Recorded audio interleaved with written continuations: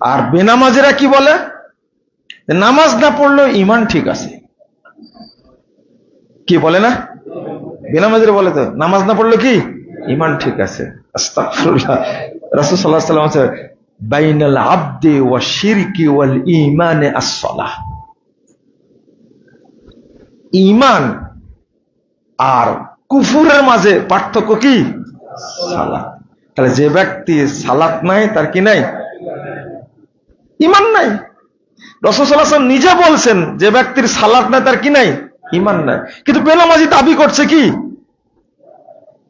কি সালাত না পড়লে ঈমান ঠিক আছে। তা বলে কি ঠিক আছে? ঈমান আছে এটা বলে না, ঈমান ঠিক আছে। নামাজ না পড়লে ঈমান ঠিক আছে। এ হলো ডবল কাফের। এক, সে সালাতকে ব্যঙ্গ করেছে এজন্য কাফের। আর দুই নম্বর, ঈমানদার দাবি করেছে, ঈমানের ইজ্জত নষ্ট করেছে।